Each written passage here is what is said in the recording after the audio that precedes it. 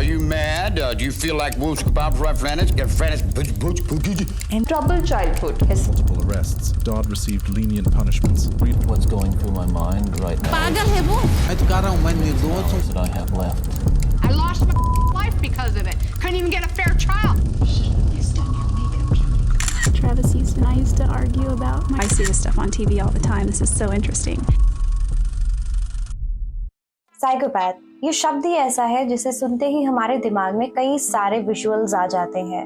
हम इमेजिन कर लेते हैं एक ऐसा इंसान जो परहैप्स मिडिल एज्ड होगा, जिसके कुछ परवर्टेड थॉट्स होंगे, अजीब तरीके से लोगों को घूरता होगा, खतरनाक सी स्माइल होगी, स्टॉक करता होगा किसी को, या फिर रात के अंधेरे में वेपन लेकर किसी को असॉल्ट करने की प्लानिंग करता होगा। वैसे ये सारे विजुअल्स एक इमेज तो पेंट करते हैं, पर क्या ये सब कुछ काफी है एक साइकोपैथ को डिफाइन करने के लिए? कई सारे स्टीरियोटाइप्स, सीरियल किलर्स पे बनी documentaries, scientific researches, case studies और काउंटलेस आर्टिकल्स अवेलेबल होते हैं, जिन्हें पढ़कर हम ये तो जान सकते हैं कि एक साइकोपैथ को किस तरीके से डिफाइन किया जा सकता है, या एक साइकोपैथ ने किसी पर्टिकुलर सिचुएशन में कैसे बिहेव किया था। कभी कभी हम ऐसी चीजों को सिर्फ एंटरटेनमेंट के लिए ही कंज्यूम करते हैं, लेकिन अगर हम सच में समझना चाहते हैं कि साइकोपैथ होता क्या है, उन्हें आइडेंटिफाई करना चाहते हैं, तो इन सारे रिसोर्सेज के साथ साथ एक ऐसे इंसान का पर्सपेक्टिव लेना भी काफी मददगार हो सकता है जिसने साइकोपैथ्स को फर्स्ट हैंड एक्सपीरियंस किया हो, क्योंकि ऐसा इंसान सिर्फ लॉजिक या लर्न्ड बातें नहीं बोलेगा। So I present to you this video.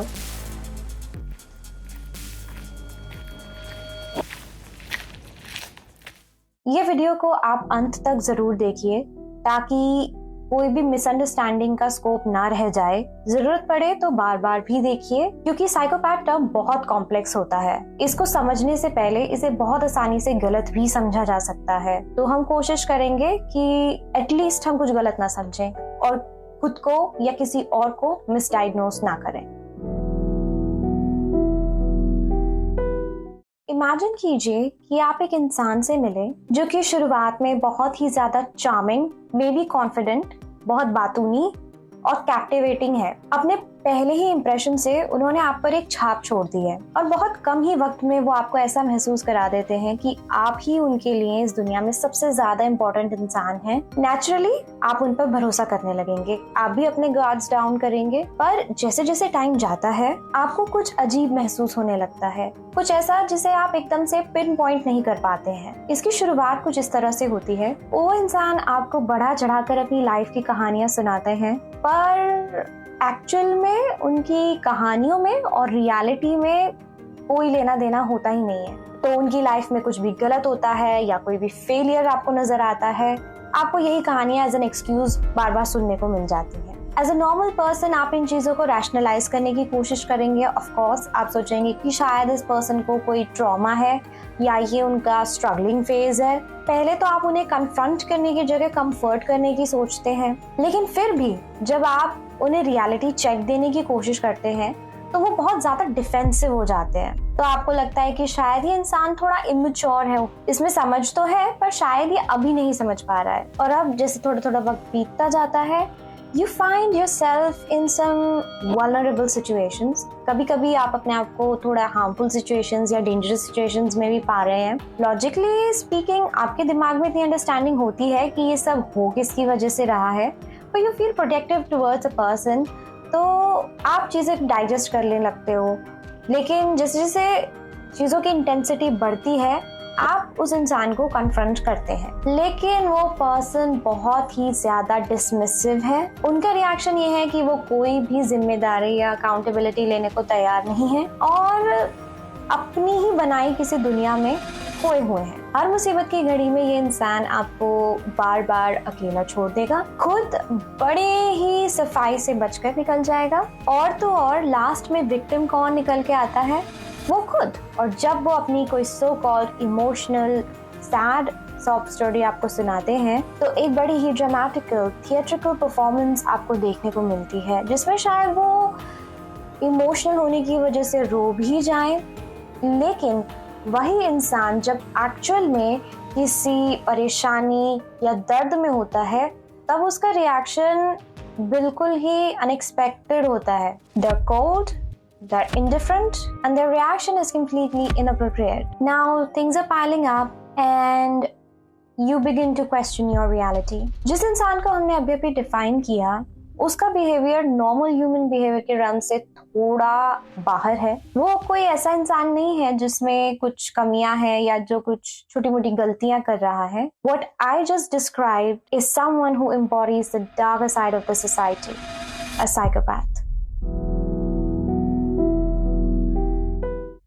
People throw this word around without understanding it. कई बार आपने लोगों को ये शब्द यूज करते हुए सुना होगा। स्पेशली ये बहुत सिनोनिमसली यूज किया जाता है किसी स्टॉकर या सीरियल किलर के साथ। But is that all? Scientifically इसको समझना थोड़ा कॉम्प्लिकेटेड है, तो चलिए देखते हैं।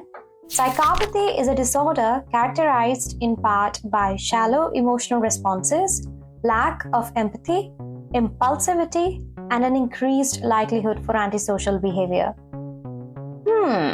कोई भी इंसान इस डेफिनेशन को या इस तरीके की जार्गन को पहली बार पढ़ते हैं तो उनके लिए समझना बहुत मुश्किल हो जाता है कि इमोशनल रिस्पॉन्सेज या एंटी सोशल बिहेवियर ये सब क्या होता है। तो इसीलिए इसको समझने के लिए मैं पर्सपेक्टिव को थोड़ा फ्लिप करती हूँ। थोड़ी देर के लिए साइकोपैथ्स पर फोकस करने की जगह हम ये समझते हैं कि क्या चीज एक इंसान को नॉर्मल बनाती है। ज्यादातर लोग अपनी जिंदगी में कई तरीके के इमोशंस फील करते हैं, एक्सपीरियंस करते हैं, जैसे कि प्यार, संभाव, खुशी, दुख, डर, पछतावा और भी कई इमोशंस। लेकिन इमोशंस होने का मतलब क्या होता है और ये इतने जरूरी क्यों होते हैं?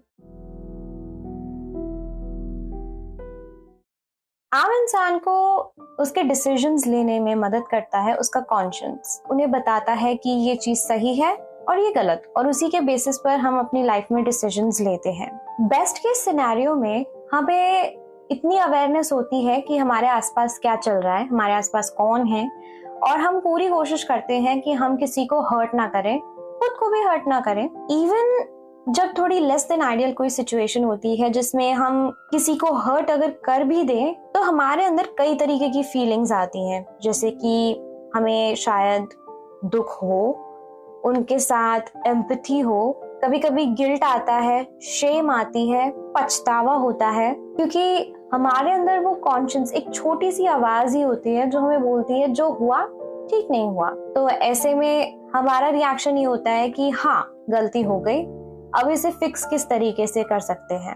You try to make amends. Normal लोगों को जीने के लिए कनेक्शंस बनाने पड़ते हैं, उन्हें अपनी कम्युनिटी की जरूरत होती है और वो भरोसा जीतते हैं और भरोसा करते भी हैं। कोई भी नॉर्मल रिलेशनशिप क्यों ना हो, चाहे वो कितनी ही इम्परफेक्ट क्यों ना हो, उसमें लेना और देना दोनों बराबरी का होता है, जिसमें कि सामने वाला और आप दोनों ही कुछ ना कुछ इन्वेस्ट करते हैं। कभी कभी कोई इंसान ज्यादा सैक्रिफिशियल भी हो सकता है। ऑल इन ऑल कोई गलती भी अगर हो जाती है तो आपस में एक दूसरे को समझकर या एम्पैथाइज कर हम उस चीज को सुलझाने की कोशिश करते हैं।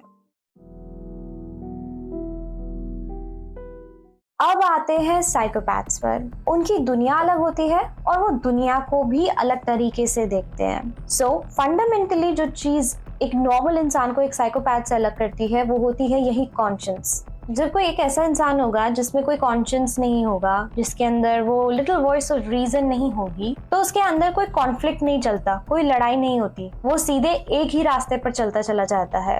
बिना कॉन्शियंस के इमोशंस फील कर पाना भी बहुत मुश्किल होता है। इसी वजह से साइकोपैथ्स के ऊपर कोई इमोशंस का भार नहीं होता। वो जब भी कुछ करते हैं अपने इमीडिएट डिजायर्स को फुलफिल करने के लिए करते हैं। और साइकोपैथ में सिर्फ इमोशंस की कमी ही नहीं होती, बल्कि वो इस कमी को बहुत अच्छी तरह से इस्तेमाल करना भी जानते हैं और लोगों को वो सिर्फ टूल्स की तरह इस्तेमाल करते हैं अपने झूठ, चार्म और मैनिपुलेशन के जरिए। तो उनके लिए चीट करना, किसी को हर्ट करना बहुत नॉर्मल सी बात हो जाती है और ये सब करने के बाद उनकी नींद भी नहीं उड़ती। तो हमने अभी थोड़ी देर पहले पढ़ा था कि psychopathy is a disorder, which means कि साइकोपैथी कोई मेंटल इलनेस की तरह ट्रीट नहीं की जाती, वो एक पर्सनालिटी का डिसऑर्डर है, characterised in part by shallow emotional responses. जो हमने अभी थोड़ी देर पहले डिस्कस किया कि उनके जो इमोशंस होते हैं या इमोशनल रिस्पॉन्स जो होना चाहिए वो काफी शैलो होता है। दैट मीन्स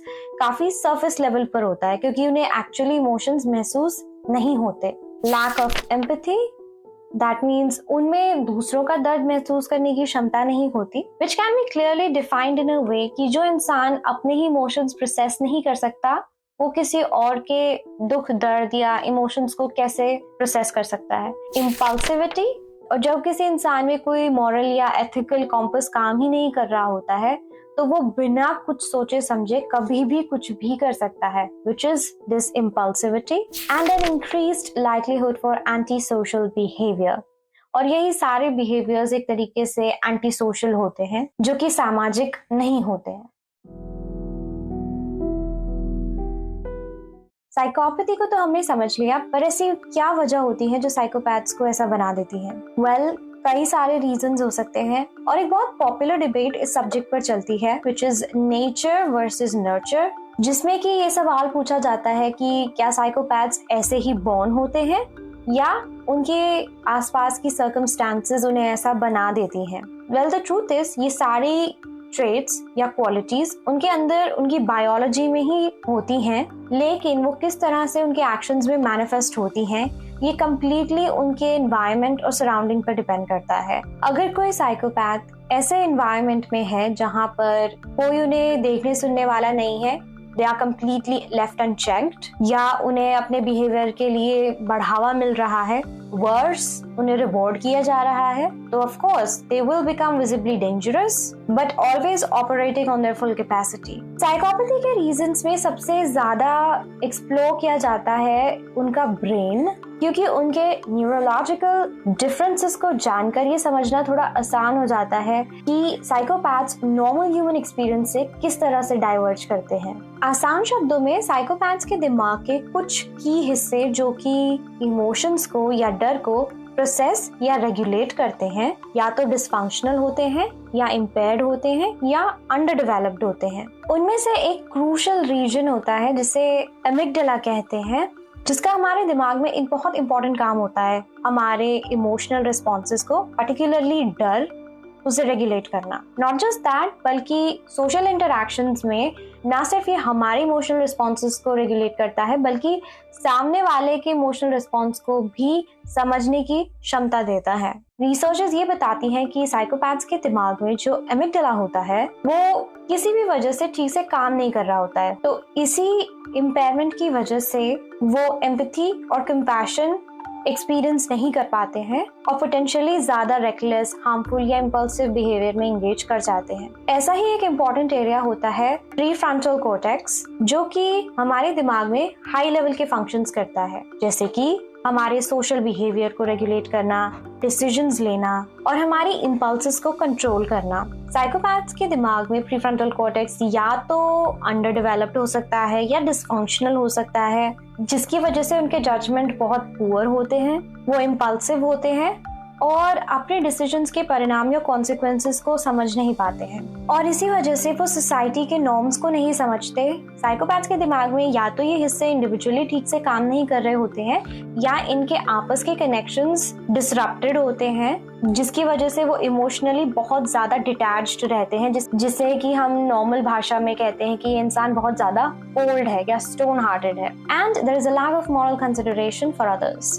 तो ये तो बात रही इमोशंस और फियर की। साइकोपैथ्स के दिमाग में एक और अनोमली होती है which is an overactive reward system, particularly ventral stratum में, जो कि दिमाग का वो हिस्सा होता है जो किसी को रिवॉर्ड और प्लेजर को एक्सपीरियंस करने में मदद करता है। तो उनके एमिगडाला और प्रीफ्रंटल कॉर्टेक्स जहाँ अंडर डेवलप्ड या अंडर एक्टिव होते हैं, उनका रिवॉर्ड सिस्टम ओवर एक्टिव होता है, विच मीन्स कि जहाँ एक तरफ वो खुशी, दुख, डर ये कुछ भी महसूस नहीं करते, उन्हें कुछ बुरे काम करके बहुत हाइटेंड सेंस ऑफ प्लेजर महसूस होता है, जिसकी वजह से वो और ज्यादा डीवियस एक्शंस लेते हैं। तो किसी को धोखा देने, मैनिपुलेट करने या नुकसान पहुंचाने के थ्रिल से उनके ये रिवॉर्ड का पाथवे एक्टिवेट हो सकता है, जिसकी वजह से वो ऐसी हरकतें बार बार करते हैं। ऑल इन ऑल वो अपनी ब्रेन केमिस्ट्री और स्ट्रक्चरल इश्यूज की वजह से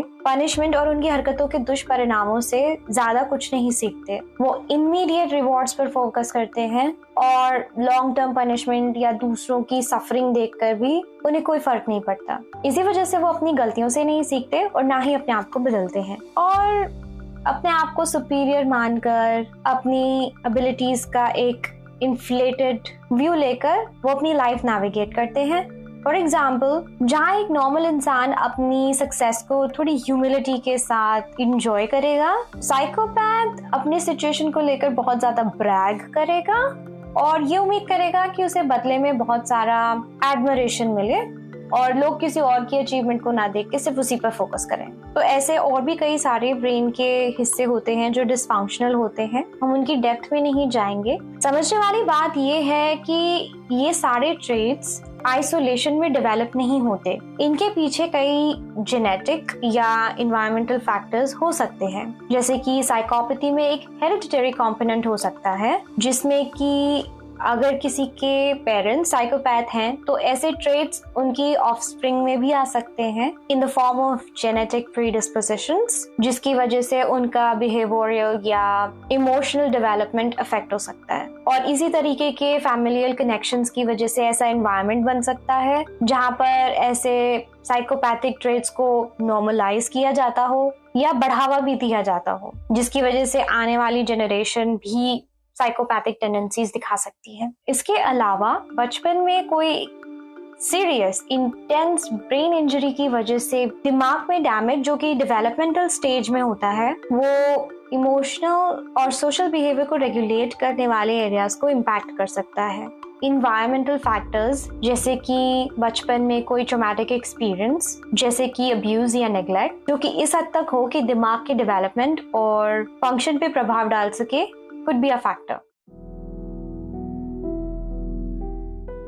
समझने वाली बात यह है कि साइकोपैथी एक कॉम्प्लेक्स पर्सनालिटी डिसऑर्डर है जो कि किसी को भी अफेक्ट कर सकता है रिगार्डलेस ऑफ एज, जेंडर या background. It can appear in children, adolescents, main, women, elderly. इसीलिए ही समझना जरूरी होता है कि किस एज में, किस जेंडर में ये किस तरह से मैनिफेस्ट होता है। बच्चों में कोई साइकोपैथिक टेंडेंसीज हैं, अगर उन पर ध्यान नहीं दिया गया तो वो वक्त के साथ और ज्यादा इंटेंसिफाई हो जाती है, जिसकी वजह से और ज्यादा सिवियर बिहेवियर इश्यूज हो सकते हैं जैसे जैसे वो बच्चा बड़ा होता है। ऐसी सिचुएशन में उनका एनवायरनमेंट एक बहुत वाइटल रोल प्ले करता है ये डिटरमाइन करने में कि उनका फ्यूचर क्या होगा, स्पेशली बाय स्पेसिफाइंग कि how much they are getting away with.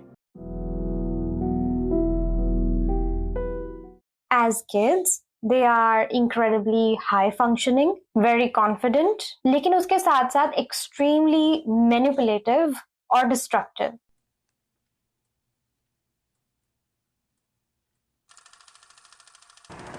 And what did you do? That didn't stop. I just kept on hurting them. What were you thinking when you were doing that? Thinking of killing him. उनमें भी वो cold और calculating tactics होती हैं जिससे कि वो एक नॉर्मल अडल्ट को भी मैनिपुलेट या इंटिमिडेट कर सकते हैं by saying exactly what they need to say to gain control और टू अवॉइड पनिशमेंट। उनमें वो इमोशनल डेवलपमेंट की कमी होती है जो आमतौर पर एक बच्चे को दूसरे की केयर करने के लिए प्रेरित करता है। हो सकता है वो बड़े होके थोड़े नॉर्मल दिखने लगे, पर there could be some underlying criminal tendencies as well, because जैसे जैसे वो बड़े होते हैं ये ट्रेट्स थोड़े कम ऑब्वियस होते चले जाते हैं, because as they grow up they learn how to navigate their way through society. Psychopathic tendencies male और फीमेल में भी अलग तरीके से मैनिफेस्ट होते हैं। आमतौर पर फीमेल इतनी फोर्थराइट नहीं होती अपनी अप्रोच में, शायद वो इतनी फिजिकली वायलेंट भी ना हो, लेकिन वो बहुत ज्यादा अग्रेसिव और मैनिपुलेटिव हो सकती हैं। Plan was trying to make it look like I was totally crazy, and so nobody would believe anything I had to say about anything. जैसे जैसे उनकी एज बढ़ती है तो एल्डरली पीपल में ये टेंडेंसीज अलग तरीके से दिख सकती हैं। वो और ज्यादा इंटेलिजेंट हो सकते हैं और ज्यादा डिस्क्रीट हो सकते हैं बिकॉज अब उनके पास और ज्यादा एक्सपीरियंस होता है। Hell, if you could see my schedule, my work schedule, you know damn well that I was never out there. बाकी डिसऑर्डर्स के कंपैरिजन में साइकोपैथ्स ज्यादा हाई फंक्शनिंग होते हैं, तो ऐसा बिल्कुल भी जरूरी नहीं होता कि एक साइकोपैथ कोई वायलेंट क्रिमिनल ही होगा या कोई परवर्ट होगा। हो सकता है कि एक कॉर्पोरेट एनवायरनमेंट में काफी फ्लरिश कर रहे हो, सक्सेसफुल हो सकता है कि वो कोई लेडी हो जो कि बहुत इन्फ्लुएंशियल हो अपनी कम्युनिटी में, या फिर कोई लेथार्जिक सा पर्सन जो बहुत ज्यादा पैरासाइटिक लाइफस्टाइल व्यतीत करता है। साइकोपैथ्स की रिलेशनशिप्स काफी डिसफंक्शनल होती हैं।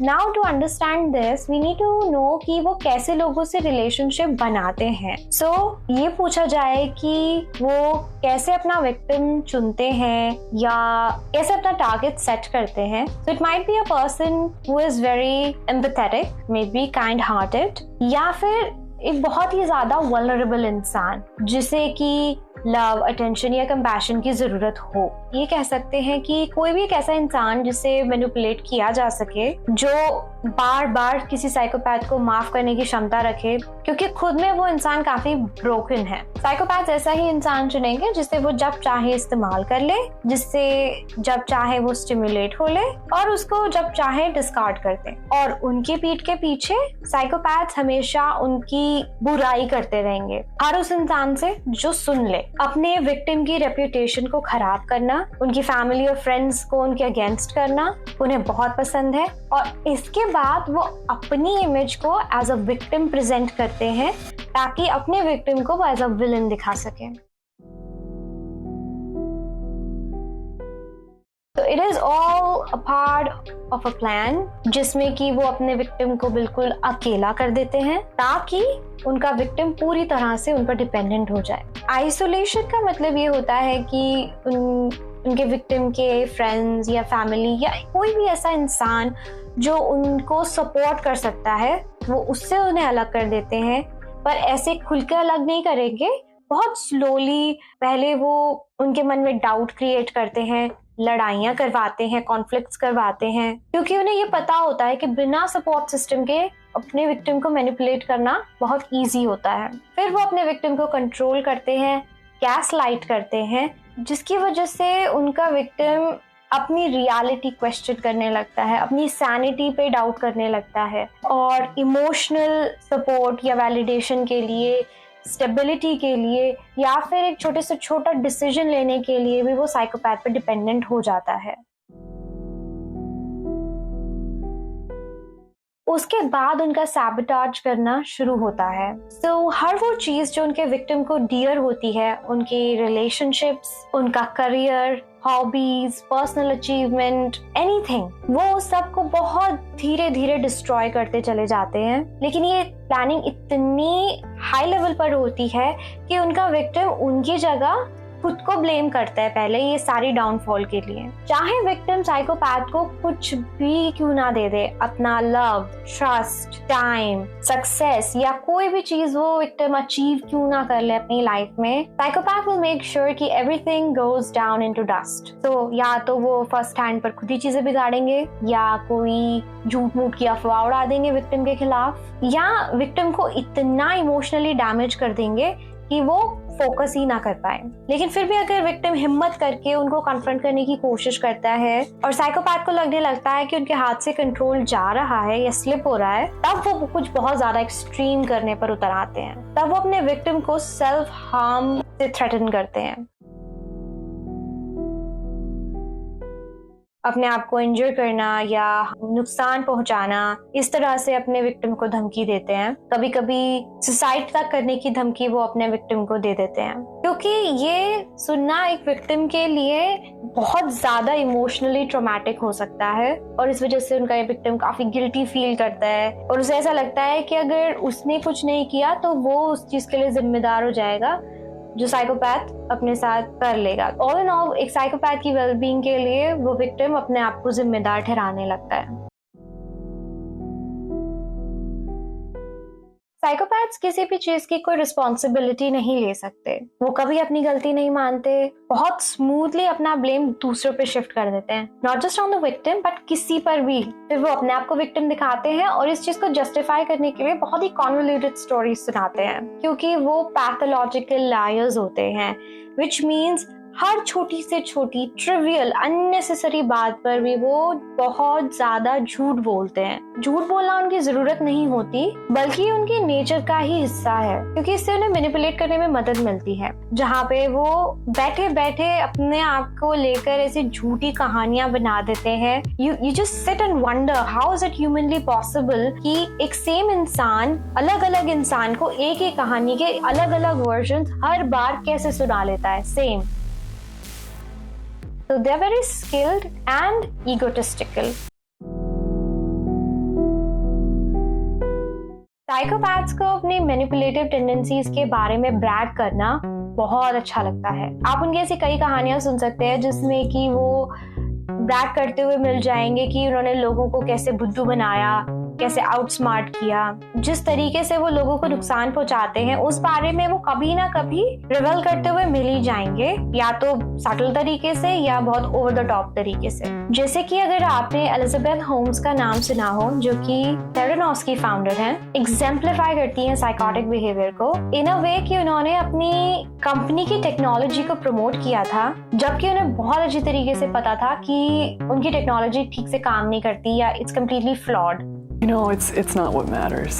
What matters is how well we do in trying to make people's lives better. तो उनमें वो ऑरा थी कॉन्फिडेंस की, वो करिश्मा था जिससे कि वो इन्वेस्टर्स को या पार्टनर्स को बड़ी आसानी से इम्प्रेस कर लेती थी, बिना इस चीज की परवाह किए कि इस वजह से उनके पेशेंस या इन्वेस्टर्स को कितना नुकसान हो सकता है। तो उनके क्लेम्स काफी बोस्टफुल होते थे, जिसमें कि वो कहती थी कि उन्होंने हेल्थ केयर को रेवोल्यूशनाइज कर दिया है, and she used to imitate Steve Jobs a lot. वो उन्हीं की तरह ब्लैक टर्टल नेक पहनती थी, and this is another important trait of psychopaths. Since psychopaths में नॉर्मल से इनहेरेंटली नहीं होती है, तो वो अपने आसपास के लोगों को देखकर उनका बिहेवियर मिमिक करते हैं। स्पेशली वो मिमिक करने के लिए ऐसे लोगों को चुनते हैं जो समाज में वेल रिस्पेक्टेड होते हैं या आइडलाइज किए जाते हैं। तो आपको ऐसा देखने को मिलेगा कि वो ब्रेनलेसली किसी को बहुत ही एक्सट्रीम लेवल तक कॉपी कर सकते हैं, and it could be something as trivial as gardening, किसी तरह के कपड़े पहनना, या वो फिलैंथ्रोपिक दिखाने की कोशिश करेंगे खुद को।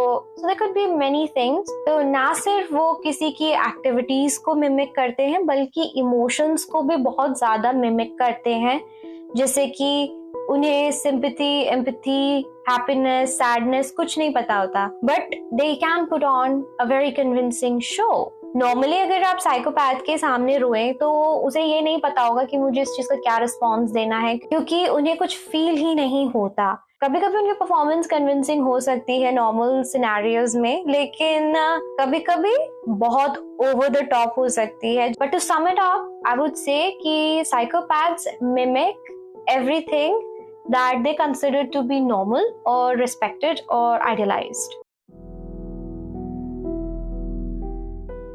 तो ये सब manipulation, charm, mimicry, impulsivity and many other traits, इन सब का अल्टीमेट गोल होता क्या है? To take everything away from their victim, because they want their world to reflect their own internal darkness. जो वॉइड, जो खालीपन, जो डार्कनेस वो खुद में महसूस करते हैं, वही वो अपने से बाहर की दुनिया में उतार देना चाहते हैं। और जब तक उनका विक्टिम पूरी तरह ड्रेन ना हो जाए, whether it's emotionally, physically, mentally, financially, तब तक वो नहीं रुकते। अनलाइक नॉर्मल पीपल जो किसी को हर्ट करते हैं या तो डिफेंस में या गुस्से में, लेकिन फिर भी चीजें संभालने की कोशिश करते हैं, सुधारने की कोशिश करते हैं, खुद को सुधारने की, psychopaths don't stop until the victim is completely broken। और इसी वजह से उनके victims में वो hollow feeling होती है, जैसे कि उनके अंदर कुछ बचा ही नहीं है, क्योंकि साइकोपैथ्स उनसे उनका सब कुछ ले लेते हैं, उनका कॉन्फिडेंस, उनका sense of self, even their basic ability to trust in the world।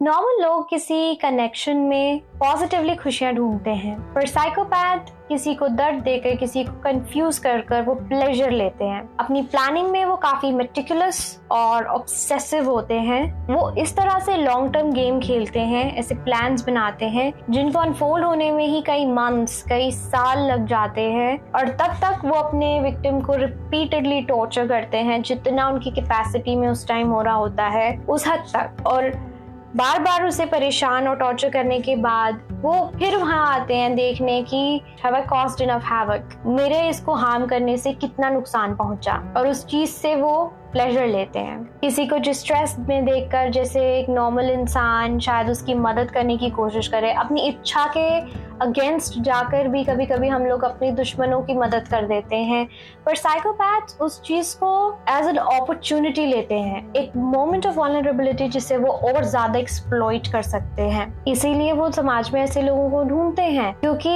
उनके लिए वल्नरेबिलिटी ऐसी चीज नहीं है जिसे प्रोटेक्ट किया जाए, बल्कि एक ऐसी चीज है जिसे एक्सप्लॉइट किया जाए। And here's where it gets darker. Psychopaths are evil, but without a cause, for no particular reason. उनके पास कोई ग्रैंड कॉज नहीं है, कोई ट्रैजिक बैक स्टोरी भी नहीं है जो कि उनका बिहेवियर समझा सके। And as I've said earlier, कि आप उन्हें अच्छे से अच्छा कुछ भी दे दो, अच्छे से अच्छा घर, अच्छे से अच्छे लोग, अच्छे से अच्छी मटीरियलिस्टिक चीजें, they don't want it। और एक नॉर्मल सी के फसाड के पीछे अपनी क्रूअलिटी को रख के वो नॉर्मल दुनिया में ब्लेंड कर जाते हैं। तभी ऐसा होता है कि साइकोपैथ्स आपको दुनिया भर का ज्ञान देते हुए मिल जाएंगे। अगर वो प्रवचन देने निकले तो वो किसी को भी इम्प्रेस कर सकते हैं, लेकिन वो नॉलेज उनके एक्शंस में कभी मैनिफेस्ट नहीं होती। बाकी के मेंटल हेल्थ कंडीशंस में तो भी थोड़ी बहुत होप होती होगी, जिसमें कि लोग थेरेपी या काउंसलिंग या मेडिकेशन लेकर शायद थोड़ा बेहतर महसूस करते हैं, अपनी लाइफ से कोप करने की कोशिश करते हैं। But with psychopaths, this isn't a case. Psychopathy is notoriously resistant to treatment, क्योंकि कहने को ये एक एंटी-सोशल पर्सनालिटी बिहेवियर है, पर वो एक इंसान की बायोलॉजी में रूटेड होती है, तो इसका ट्रीटमेंट काफी मुश्किल होता है और एक्चुअली इतना हेल्पफुल भी नहीं होता, क्योंकि साइकोपैथ्स ट्रीटमेंट्स को ऐसे रिस्पॉन्ड नहीं करते जैसे कि नॉर्मल लोग करते हैं, क्योंकि उनमें कोई एम्पैथी या पछतावा नहीं होता, इसीलिए वो थेरेपी से एक इमोशनल लेवल पे एंगेज नहीं कर पाते। Some studies show that even when psychopaths participate in therapy, वो ट्रीटमेंट वाली थेरेपी को भी एक अपॉर्चुनिटी की तरह यूज करते हैं, जिसमें कि वो अपने मैनिपुलेशन स्किल्स को और ज्यादा शार्प करते हैं। तो अपनी प्रोग्रेस को फेक करना वो सीख जाते हैं, और जैसे इमोशंस उनके थेरेपिस्ट उनसे एक्सपेक्ट करता है, ऐसे इमोशंस को वो मिमिक करना भी सीख जाते हैं। पर इस फसाद और इस्तिकाब के नीचे चीजें ज्यादा बदलती नहीं हैं, क्योंकि उनका जो कोर इशू होता है, this lack of empathy, lack of conscience and lack of emotional depth, वो अनटच्ड रहते हैं। अगर टाइमली इंटरवेंशन मिल जाए तो शायद साइकोपैथ्स को इस तरह से तैयार किया जा सकता है, इस तरह से सुपरवाइज किया जा सकता है कि वो सोसाइटी के लिए कोई हार्म या डेंजर ना बने। उनमें एंगर इश्यूज होते हैं, वो इजीली लैश आउट कर सकते हैं, तो ऐसी चीज़ों को थोड़ा रेगुलेट करने के लिए कुछ मेडिकेशंस हो सकते हैं, या फिर ऐसी मेडिकेशंस हो सकती है जो उनके हैप्पी हार्मोन्स को थोड़ा बूस्ट करे, जिससे कि वो थोड़ा बेहतर फील कर सके। But it's up to the professionals, and that can only be done after a proper diagnosis under expert mental health professionals, जो कि इंडिया में आई डोंट थिंक इतना एक्सेसिबल साउंड करता है। हमारे इंडिया के कॉन्टेक्स्ट में इतनी अवेयरनेस ही नहीं होती है कि एक साइकोपैथी कोई इशू भी होता है, क्योंकि काफी ऐसे ट्रेट्स है साइकोपैथी के जो हमारे समाज में काफी हद तक नॉर्मलाइज्ड हैं। इतने मेंटल हेल्थ रिसोर्सेज भी नहीं है। Now that we are almost at the end of this video, I think कि एक बेटर अंडरस्टैंडिंग आपको मिल गई होगी कि साइकोपैथ्स सिर्फ कोई स्टॉकर या सीरियल किलर्स नहीं होते। ऑफ कोर्स वो भी साइकोपैथी का एक और भी ज्यादा डार्कर हिस्सा है। स्टैटिस्टिकली स्पीकिंग, ऐसे कहा जाता है कि वर्ल्ड की 1% पॉपुलेशन साइकोपैथिक है, बट अगर आप सोचें क्या लोगों में इतनी अवेयरनेस है? Males are more prone to be identified और फीमेल्स तो इतनी रिपोर्ट भी नहीं होती है। Psychopaths are far more common than people assume them to be. हर बार वो फिजिकली डेंजरस हो ऐसा भी जरूरी नहीं है। ऑफ कोर्स अगर ऐसा एनवायरनमेंट उन्हें मिल गया है जहाँ पर वो इतने डार्कली अपने ट्रेड्स को मैनिफेस्ट करवा पाते हैं, जहाँ पे वो इस लेवल तक अनचेक्ड होते हैं, then there's a possibility that they get so dark to become a serial killer of some kind. पर हर बार ऐसा ही हो ऐसा जरूरी नहीं है। A psychopath could be a shopkeeper that you visit every now and then. It could be your boss, your colleague, your neighbor, or a newly found friend, or some helpful guy at the gym. You never know. क्योंकि उनकी कोई ऐसे distinctive quality नहीं होती, ये सिर्फ उनके साथ रहकर उन्हें एक्सपीरियंस करके ही समझा जा सकता है। तो अगर आपको ऐसा लगता है कि आप किसी ऐसे इंसान के साथ फंस गए हैं या आप किसी ऐसे इंसान को जानते हैं जो किसी साइकोपैथ के साथ फंस गए हैं, सबसे ज्यादा इम्पोर्टेंट लेसन यही है कि you can not fix them, nobody can fix them. इसीलिए ये बहुत जरूरी होता है कि आप इन साइंस को आइडेंटिफाई करें और एक्शन लें, so that आप अपनी लाइफ रिक्लेम कर सकें, अपनी पीस फाइंड कर सकें। I have personally red countless researches, countless case studies. बहुत कुछ देखने के समझने के बाद मेरा एक्सपीरियंस यही कहता है कि एक विक्टिम के लिए सिर्फ एक ऐसी फीलिंग मन में रह जाती है कि हमने ऐसा क्या कर दिया जो हम यहाँ फंस गए, ऐसे रिलेशनशिप में, ऐसे इंसान के साथ जो कि सिर्फ डिस्ट्रॉय करता है। जैसे जैसे इस बात को हम समझने लगते हैं, हमारा दिमाग पहले तो खुद ही डिनायल में चला जाता है कि जिसने हमें इतना इमोशनली वल्नरेबल बना दिया है, जिसे हम अपना सपोर्ट सिस्टम बना बैठे हैं, जिस इंसान पर हम इतना हेविली डिपेंड हो चुके हैं, हाँ ये इंसान जो सच में मेरे साथ इतना बुरा कर रहा है, क्या इतना बुरा हो भी सकता है? इस बात को पहले तो प्रोसेस करना, समझना ही, एक्सेप्ट करने में ही बहुत टाइम लग जाता है। और जानने के बाद कभी कभी मन में इतने डाउट्स आते हैं कि हम ये सोचते हैं कि कहीं हम किसी को मिसडायग्नोज तो नहीं कर रहे हैं, गलत तो नहीं समझ रहे हैं। कभी कभी खुद पे शक जाने लगता है कहीं हम ही तो ऐसे नहीं हैं। और इस वीडियो को बनाने का मकसद ही यही है कि हम सारे मिसकंसेप्शंस को धीरे धीरे निकाल दें। इस वीडियो को बार बार सुनिए, जब तक आपके दिमाग में ये बातें बैठ नहीं जाती, because every single word that this video has will be helpful to someone, I am sure of that. Of course अगर आपको ऐसा लग रहा है कि आप इस इंसान के साथ फंस गए हैं, आपके पास इतने रिसोर्सेज हैं, इतने एक्सपर्ट हैं जो आपको ओपिनियन, एडवाइस या सपोर्ट दे सकते हैं, well and good for you, explore them, understand them. पर अगर आपके पास इतनी प्रिविलेज नहीं है तो सबसे पहले खुद को संभालिए, सच को समझने की, पहचानने की और ढूंढने की कोशिश कीजिए। और इसकी शुरुआत इस बात से होती है कि psychopaths can not change, they can not be reasoned with, and they are really relentless in their pursuit of destruction. The only escape is to walk away. ऐसे इंसान से अलग होना ही बेहतर है आपके लिए, आपके अपनों के लिए। उन्हें हार्म मत पहुंचाइए, ऑफ कोर्स, क्योंकि हमारी कैपेसिटी में ऐसा तो बिल्कुल नहीं है कि हम जैसे को तैसा करने के बारे में सोचें, पर हम ऐसे टाइम पे हमें अपनी सेफ्टी, सिक्योरिटी का ध्यान रखना चाहिए।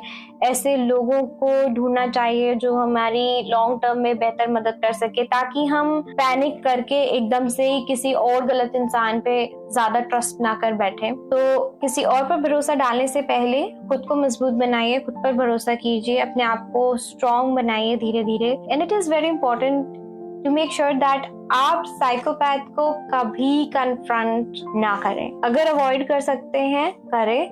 Of course you can tell them कि ये सही है, ये गलत है, या आपके इस एक्शन से ये नुकसान हो रहा है, लेकिन एकदम से ऐसे कन्फ्रंट ना करें कि आप बहुत ज्यादा इमोशनली आउटबर्स्ट कर रहे हैं, क्योंकि उस चीज को साइकोपैथ्स एज अ चैलेंज ले लेते हैं। और जब वो किसी चीज को एज अ चैलेंज लेंगे तो उनके साथ जीतना थोड़ा ट्रिकी हो जाता है। अपनी लाइफ को रिक्लेम करें, because I think everybody deserves anything better than that. Be a little patient, be a little discreet and slowly build yourself up. क्योंकि उनका रेन, उनका टेरर जब भी खत्म होगा जब आप ये डिसीजन लेंगे कि आपको अलग होना है, जब आप अलग होने की, अपने आप को संभालने की कोशिश करें, तो इस प्रोसेस में आप अपने आइडियाज कभी साइकोपैथ्स को रिवील ना करें, क्योंकि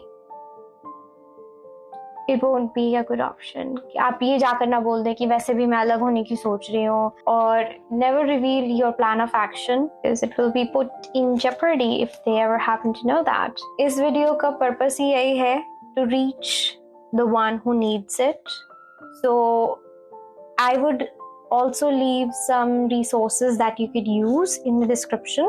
I would request you not to rely solely on this video. Of course, ये video एक amalgamation है, एक बहुत ज़्यादा condensed version है of all the experiences and researches that I've done. My final advice would be to read. जितना हो सके आप ऐसे इंसान के बारे में find out करने की कोशिश करें. Psychopathy को थोड़ा explore करें और समझें. जब तक समझें, जब तक आप इससे रिलेटेड सारे मिसकंसेप्शंस या डाउट्स क्लैरिफाई ना कर लें. So this is where I'm going to conclude this video. I hope you find it helpful, and if there is anything you wish to say, feel free to do it.